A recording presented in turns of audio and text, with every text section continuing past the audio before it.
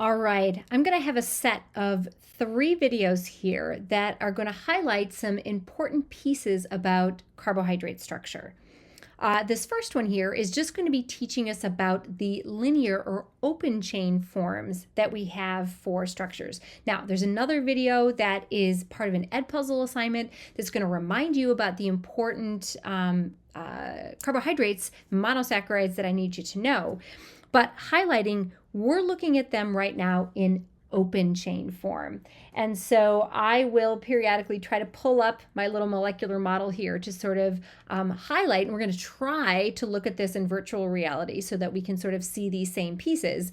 But we're going to start with glucose. And so I'll come back to this model in just a minute because I want to go through this slide right now. Again, this slide is something that's available as that Edpuzzle assignment, but it's sort of worth revisiting here as we build with this first video looking at linear or open chain forms of our carbohydrates. And we'll highlight why we only see those about 1% of the time. And then we'll talk about how we cyclize sugars by converting the ketones or the aldehydes into acetal or hemiacetals or hemiketals. The purpose of that, again, is to cyclize our sugars and protect that reactive carbonyl functional group. And then we'll do one more sort of coupling chemistry. We will actually polymerize sugars together or generate that glycosidic bond. Again, that's a way to sort of double knot our shoelaces, if you will. Again, I encourage you to watch the full sort of 3-set series here to sort of talk about starting with our linear open chain forms, cyclizing these sugars, and then linking them together with glycosidic bonds to either polymerize sugars or do things like glycosylate proteins or append the nitrogenous bases to generate our nucleotides. So again, 3-part series here to look at carbohydrate structure. So first thing here, and I want to sort of split this page in half because it's important to highlight what we really have here are 2 main types of sugars. Over on the left here, what we have is we have sugars that all have an aldehyde functional group. So I'm going to highlight here, all of our carbohydrates are going to have a carbonyl containing functional group as an aldehyde or a ketone, and then they are polyalcohol. So lots of alcohol containing a lot of alcohol functional groups here. I'm not going to go through and label all of those, but every single one of these sugars has an aldehyde functional group. And when we have an aldehyde functional group, we have aldose sugars. So aldose sugars are where our carbonyl is an aldehyde. Okay, and that because an aldehyde is sort of a terminal or a capping functional group, that's always going to be at carbon 1. So I'm going to take a minute, I'm going to zoom in here for a second and look at glyceraldehyde. This is sort of the simplest sugar that we have here. And I want to highlight some important pieces that we have. Every sugar that we're going to talk about is going to have the D configuration or D stereochemistry.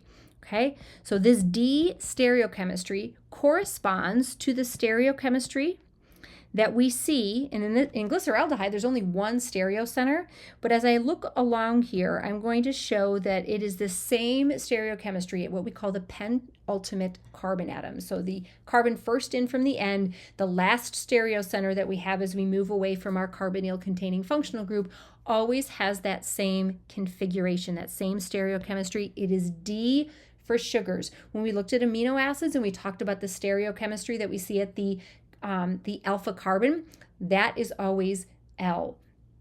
Really great resource that's available online, sort of walking you through different sort of formalisms for showing stereochemistry, right? In organic chemistry, you probably learned the R and the S configuration. That is an on-paper assignment that basically just assigns priority to functional groups to allow you to represent them the same way in 3 dimensions on a physical or a 2-dimensional space. So everything that we're talking about here, D and L, plus and minus, those have to do with sort of experimental sort of systems here. So I will highlight that the plus and the minus have to do with the stereochemistry as determined by optical rotation. So looking at the chirality of molecules and how it rotates plane polarized light. What we see with D and L is related to that, okay, in terms of dextrorotatory or levorotatory when we see D and L. But when we have D sugars here, what this really has to do with is the fact that this stereochemistry is the same at this penultimate, the last carbon, the last stereocenter in these sugars, it's always the same for our sugars, okay? And it's not to say that all of these sugars rotate plane polarized light the same direction.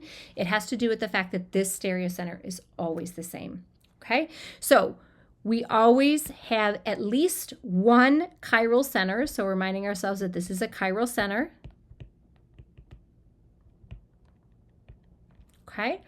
And that chiral center is always the same in all of our naturally occurring sugars here, and it is the D configuration.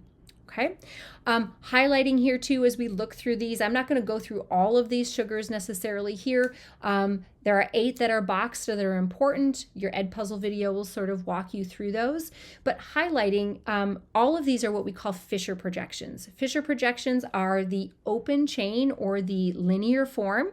So these are what we call Fisher projections.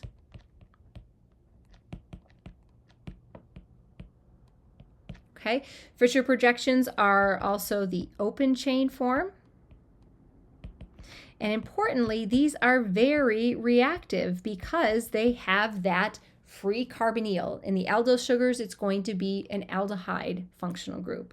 Okay, so there's some important pieces of information that we need to know about all sugars, deconfiguration, at least one chiral center as we move along here. Every time we introduce a carbon atom, we are going to have another chiral center.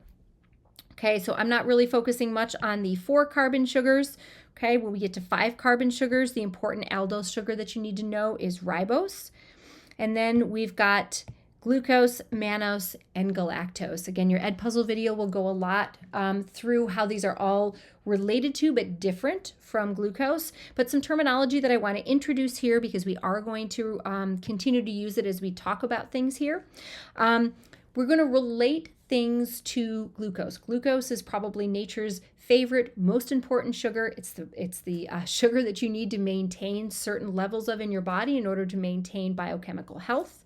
Okay, and what we're going to do is we are going to introduce some terminology that will allow us to relate these sugars. Okay, one of the key words that I want you to know here is epimer. So epimer is a sugar where the configuration at just one carbon atom is different. So for example, if we look at glucose and mannose, hopefully you'll see that there are 4 stereocenters there. We have this one at the bottom. I'm going to highlight that in purple because that is where we identify the D configuration. It's the stereochemistry at that center. And then we have 3 other carbon atoms that are chiral because they have 4 different groups that are on them. What we can see between glucose and mannose is that 2 of these have the exact same configuration. One of them is different. So we define again an epimer as a sugar where the configuration at one carbon is different. So the configuration at one carbon is different. So to bring in some terms that you probably remember from organic chemistry, you learned about things like enantiomers. That was a relationship between molecules that have chirality, but in that case, like your hands are mirror images of one another. If we're talking about something that has 4 stereocenters, in order for those to be enantiomers, every stereocenter would have to be different. And we're never really going to see enantiomers here with sugars because we always have this penultimate carbon atom that has the same stereochemistry. So they're never going to be enantiomers. They'll never be mirror images because that would be an L sugar. But what we do see here is we see, in this case, 3 stereocenters that are the same, 1 stereocenter that's different. That creates epimers, okay? And truthfully, another term that you could use to describe these multiple stereocenters, only one being different, so they're not mirror images, we would call these diastereomers. So those are non-superimposable but non-mirror images, so they're not related by a mirror plane. They only have 1 stereocenter different. So describing these, what we could say is that glucose and mannose are what we call C2 epimers of one another. They differ at the configuration of the second carbon's stereochemistry, okay? We could look over here, and if we find the place where things are different, so again, let me label these here. If we're looking at epimers, epimers again being C2 epimers would be there. If we look at the relationship between galactose and glucose, for example, what we're going to see is that the stereochemistry at that position is what's going to be different. So we would say that glucose and galactose are C4 epimers. Right? Looking at the stereocenters for glucose, same. Where we see the difference is at the C4 position. So we'll refer to these sugars a lot by the relationship to glucose. Okay, so in this case, galactose is the C4 epimer of glucose, mannose is the C2 epimer of glucose. Ribose really doesn't have a relationship to glucose because it's a 5-carbon versus a 6-carbon sugar. But the 5-carbon and 6-carbon aldose sugars that are probably most important are ribose and glucose. Okay, I don't think there's anything else I want to say per se about our aldose sugars. A little bit more quickly, we got a smaller sort of tree over here because when you take that carbonyl containing functional group and you make it into a ketone, okay, you eliminate a stereocenter to do that because now the 1 carbon does not introduce a stereocenter because you have 2 hydrogen atoms there. We eliminate a stereocenter there, and so the 3-carbon piece actually doesn't have any stereochemistry, okay? We don't see stereochemistry until we get to a 4-carbon sugar here. But again, that carbonyl containing functional group as a ketone is going to be what makes ketose sugars. So let's go ahead and let's label what we have here. These sugars are ketose sugars. So ketose sugars are going to have a ketone as their carbonyl containing functional group. We can see those all the way through there. So again, that carbonyl containing functional group is going to be a ketone. Should have mentioned this before, but since we're sort of talking about the structures of carbohydrates, just looking at the names of these, they all end in OSE. Okay, once you get to sort of the 4-carbon pieces. That tells you have a sugar. Anything that ends in OSE is a sugar. So ketose sugars have a ketone. Let's put this in blue here. Let's use the same colors. We've got, this is a C2 carbonyl. Okay, so that's what we have for our structures here. Now, looking at the important molecules that we're going to have from a ketose sort of standpoint, again, I'm just going to circle these over here. We've got ribose, we've got glucose and mannose, and then we've got galactose. We've got 5 aldose sugars that are important. The 3 ketose sugars that are important is we've got dihydroxyacetone, sort of the simplest one. We've got ribulose. Ribulose is sort of the ketose version of ribose. Said another way here, we've got fructose is the C6 ketose sugar. So it is sort of the ketose flavor of glucose. And so one of the chemistries that we'll see as we sort of look at things is the ability to interconvert aldose and ketose sugars. And that's going to become an important sort of chemistry when we talk about metabolism of sugars. Okay, so the last little piece I wanted to just highlight here is look at some structures. And so I'm going to mix this guy up here so we can see. Remember, like this is not a very stable sort of version of this structure, right? Because I am not giving things as much room as possible. We know this when we draw skeletal structures of things. That's why we take that carbon backbone and we sort of make it into a zigzag pattern, because that is going to give everything the most room possible. If we're talking about sort of Newman projections, that's going to be sort of a conformation, right? We're rotating about carbon-carbon bonds here. That's going to be a conformation that gives everything the most room as possible, puts things in that anti-conformation, okay? But what I want to show you here, so this, I've got glucose. You can see here, there's my carbonyl. My carbonyl on the terminal, or the carbon, 1 carbon is going to be an aldehyde, okay? And so if I've sort of given everything as much room as possible here by putting it in a stretched out linear conformation, okay, what we're going to have here is we are going to have a Fisher projection. So I have to make sure to point this at you so that the things that are on the left and the right make sense here. Let's take a look at what we have here. I'm going to zoom in here for glucose. I want you to remember right, left, right, right. Right, left, right, right. That tells us the position of those alcohol groups. So again, I have to turn this around so that it matches what you're looking at here. Okay, so again, here's carbon 1, 2, 3, 4, 5, 6. Okay, I can see here, right, that every one of these carbon atoms, this guy here, here, here, and here, these 4 carbon atoms in the middle, they are all chiral. Okay, they have 4 different things. My C6, my 6th carbon, I don't know if you can see that. I've got 2 hydrogens. It's a CH2OH group, so that is not chiral. Here are my 4 chiral centers, and if this should be correct as you're looking at it, you should see this on the right, left, right, right, okay?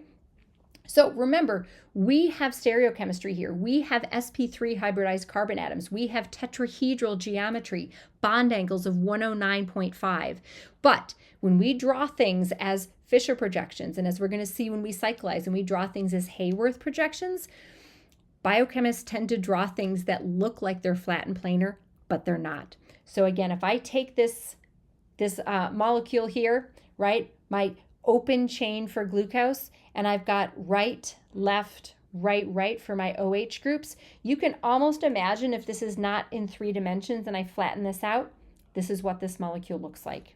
Okay, so this is looking at our linear or our open chain forms. Now, less than 1% of the time are we going to have a molecule in this open chain form, and that's because this carbonyl is reactive. Okay, so we're going to move on in our next video then, and we'll talk about how we cyclize this sugar.